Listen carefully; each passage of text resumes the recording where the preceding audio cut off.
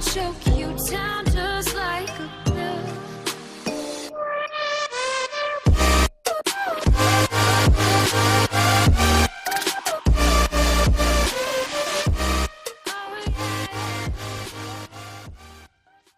Hey guys and welcome back to King in Black episode number 4। तो अब तक कहानी में आपने देखा Eddie Brock AKA the Venom मर चुका है। उसका बेटा डेलन हमारी आखिरी उम्मीद था जब तक कि थॉर गॉड ऑफ थंडर अर्थ पे नहीं आया।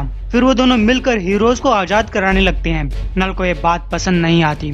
वो थॉर के ऊपर डायरेक्ट हमला करता है। बुरी तरीके से हार चुका थॉर अपने कौओं होगिन और मुनिन को आदेश देता है कि वो गॉड ऑफ लाइट को अर्थ पे लाने की आखिरी उम्मीद द सिल्वर सर्फर को बुलाकर लाएं। अब आगे नल डेलन को चारों तरफ से सिम्बियोट से घेर चुका है। डेलन जाग जाओ बेटा, जाग जाओ, यही समय है डेलन, डरो मत, समय आ गया है डेलन बेटा। लेकिन तभी किसी और ने डेलन के दिमाग में उससे बात की।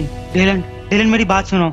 डेलन चिल्लाने लगता है, रुक जाओ, मेरे दिमाग से बाहर निकलो। जबकि उसके पास खड़ा नल कह रहे हैं, शांत हो जाओ बेटा, मैं यहाँ तुम्हें चोट पहुँचाने नहीं आया। तुम मेरी हाइव, मेरे आंदोलनकारी बच्चे, तुम खास हो, कुछ अलग हो। उन्होंने तुम्हें मुझे डिस्ट्रॉय करने के लिए बनाया, लेकिन जैसे कि तुम देख सकते हो वो तो नहीं हो पाएगा। तुम्हारे चैंपियंस हार चुके हैं, ये प्लेनेट अब मेरा है और तुम हार चुके हो। लेकिन जरूरी नहीं है कि तुम भी बाकियों की तरह मारे जाओ। तुम मेरे लिए खास हो, कई तरीकों से तुम मेरे बेटे हो। जबकि वो अनजान आवाज डेलन के दिमाग में कह रही है, क्या तुम मुझे सुन सकते हो? डेलन ने कहा, मैं तुम्हें सुन सकता हूँ, लेकिन तुम हो कौन? आवाज कहती है, मैं एक दोस्त हूँ। मुझे नहीं पता कि मैं कब तक कनेक्शन बनाए रख पाऊंगी, लेकिन तुम्हें मेरी बात सुननी होगी। मैं तुम्हें यहाँ से बाहर निकाल सकती हूँ।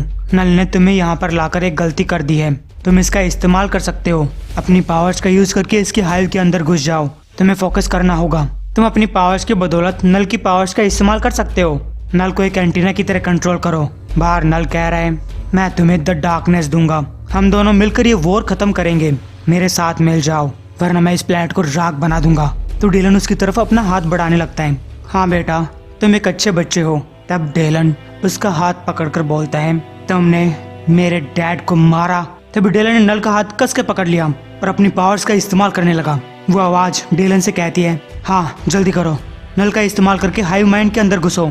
हाँ तुम कर पा रहे हो, तुम उन्हें आजाद कर रहे हो। मुझे पता है कि तुम्हें बहुत दर्द हो रहा है। डेलन कहता है, ये मेरे लिए बहुत ज्यादा है। उस आवाज ने कहा, कोशिश करते रहो, आगे बढ़ते रहो, बस कुछ और पल के लिए हम सभी को आजाद करा लेंगे। आग और आवाज इन सिम्बियोट्स को नुकसान नहीं पहुंचा सकती। हमें लाइटनिंग और मैजिक की जरूरत पड़ेगी। तो गाइस, बाकी सब हीरोज के साथ साथ थॉर और डॉक्टर स्ट्रेंज भी आजाद हो चुके हैं। ब्लैक कैट अब भी नल के कब्जे में है, लेकिन डेलन अब और सहन नहीं कर पाता। उसे नल का हाथ छोड़ना पड़ता है। तभी उस आवाज ने डॉक्टर स्ट्रेंज से कहा, क्या तुम मुझे सुन सकते हो? तो डॉक्टर स्ट्रेंज ने ताना मारते हुए कहा, तुम तो बहुत जल्दी आ गई। वो आवाज कहती है, मैं जितना जल्दी हो सका आई। अब सुनो, मैं तुम्हारे दिमाग के अंदर एक बैटल प्लान डाल रही हूँ, हो सकता है इसमें दर्द हो। फिर डॉक्टर स्ट्रेंज ब्लैक कैट से अपनी छड़ी मांगता है। ब्लैक कैट ने पूछा, तुम किससे बात कर रहे हो और यहाँ पे हो क्या रहा है?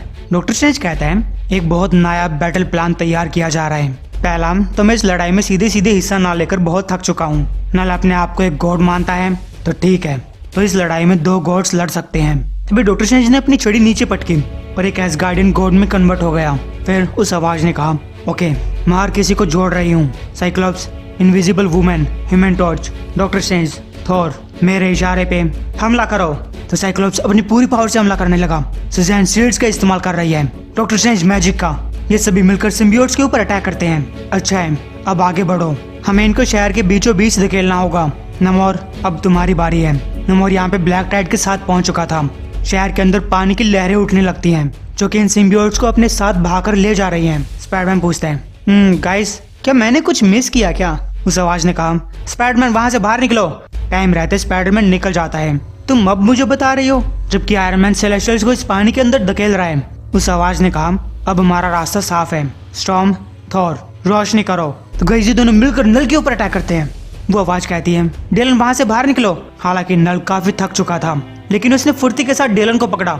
नहीं, तुम्हें लगता है तुम मुझे हरा सकते हो बच्चे? मेरी हाइव का इस्तेमाल करके मुझे घायल कर सकते हो? तुम्हें लगता है कि तुम जीत गए? लेकिन तुमने मुझे नहीं हराया बच्चे, सिर्फ मेरे सिम्बियोट्स को हराया है, और तुम अकेले हो। तुम्हें बचाने अब यहाँ पे और कोई नहीं आने वाला। लेकिन तभी वो आवाज नल के दिमाग में घुस जाती है। असल में अब मेरी बारी थी। नल पूछता है, कौन कौन है वहाँ पे? सामने आओ। कौन मेरे दिमाग में घुसने की कोशिश कर रहा है? वो आवाज कहती है, मुझे नहीं लगता कि हम पहले मिले हैं। मेरा नाम है जीन ग्रे और अब चलो देखे तुम्हें क्या चीज दर्द पहुंचा सकती है। तो गई जीन ग्रे नल के दिमाग में घुस गई। ओह गॉड, इसका दिमाग इतना खूंखार है। मैं यहाँ पे कोई ऐसी चीज नहीं ढूंढ पा रही। यहाँ पे ऐसा कुछ नहीं जो इसे दर्द पहुंचा सके। इसने डार्कनेस को बनाया है, उसे अपनी इच्छा के अनुसार इस्तेमाल किया है। यह हर चीज को हरा चुका है। ओह गॉड, हम कुछ नहीं कर पाएंगे। लेकिन तभी उसे कुछ दिखाई दिया। ये एक प्लेनेट था। ये रहा। यहाँ पे एक और चीज है, एक रिएक्शन जो नल के ठीक विपरीत है। नल यह अंधकार का देवता है, लेकिन ये अंधकार नहीं है। यह अंधकार नल से पहले भी यहाँ पे मौजूद था, लेकिन अंधकार के साथ साथ रोशनी भी थी जो नल के खिलाफ लड़ी। इस रोशनी ने गुस्से के वॉरियर्स के साथ बॉन्ड बनाया। वो रोशनी कुछ जिंदा सी थी। उस रोशनी ने इन वॉरियर्स की आर्मी को अनंत ताकत दी, लेकिन ये काफी नहीं था। उस समय रोशनी जवान थी। डार्कनेस इसके ऊपर हावी हो गई। उस डार्कनेस ने इसकी ताकत को काफी कम कर डाला और तब ये कुछ नया बनी। अब से ये पूरे यूनिवर्स के अंदर सिर्फ एक सिंगल बीइंग को चुनेगी ताकि उसके साथ बॉन्ड बना सके, उन्हें बेहतर कर सके, इतना ताकतवर बना सके कि वो डार्कनेस के खिलाफ खड़े हो जाएं। ओह गॉड, ये एक सिम्बियोट है, ठीक इसके विपरीत एक गॉड ऑफ लाइट। ये लेकिन अब तक जीन ग्रे काफी थक चुकी थी। वो नल के दिमाग में और देर तक नहीं रह पाती। साइक्लोप्स भागकर आकर उसे पकड़ लेता है। जीन, ये क्या है? जीन ग्रे ने कहा। वो यहाँ पहुंच चुका है। द गॉड ऑफ लाइट वो यहाँ पे है। अंदर आने की कोशिश कर रहा है, लेकिन वो नहीं आ सकता। ये फंसा हुआ है। मैं इसे सुन पा रही हूँ, ये चिल्ला रहा है। लेकिन तभी एकदम से सिल्वर सर्फर ने जीन ग्रे से कॉन्टेक्ट किया। जीन, चिंता मत करो, मैं यहाँ पहुंच चुका हूँ। मुझे रोशनी दिखाई दे रही है।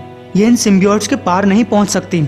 ये अकेले नल के बैरियर को नहीं तोड़ पाएगी, लेकिन मैं ऐसा कर सकता हूँ। गए सिल्वर सर्फर उस रोशनी को अपने अंदर संभाल लेता है और अंदर घुसते ही उसने ढेर सारे सेलेस्टियल्स और सिम्बियोट ड्रैगन्स को चीर डाला। नल की फट के हाथ में आ गई। नहीं, लेकिन वो रोशनी सिल्वर सर्फर की बॉडी से बाहर निकलना चाहती है। सर्फर ने कहा, ओह मैं समझ गया, तुम यहाँ मेरे लिए नहीं आई। तो ठीक है, जाओ और जाके अपने वॉरियर को ढूंढो। इधर रीड रिचर्ड्स उस रोशनी की छानबीन कर रहा था। ओह माय गॉड जीन, इसकी रीडिंग्स, ये एनर्जी सोर्स, तुम सही कह रही थी। ये एक सिम्बियोट की तरह बिहेव कर रहा है। ये हमेशा से ही ऐसा था। एक गॉड ऑफ लाइट, मैं जानता हूँ ये क्या चीज़ है। हम सभी जानते हैं, बस आज तक हम इसे किसी दूसरे नाम से बुला रहे थे। Captain universe. और अगर हम इसे दूसरे नाम से बुलाएं तो द एनिग्मा फोर्स। लेकिन तभी उस कमरे में एक धमाका हुआ। वो रोशनी कहती है, एडी ब्रॉक तुम्हें चुना गया है। तो गाइस, उम्मीद आपको ये वीडियो पसंद आई होगी। एम करते हैं 1500 लाइक्स के लिए।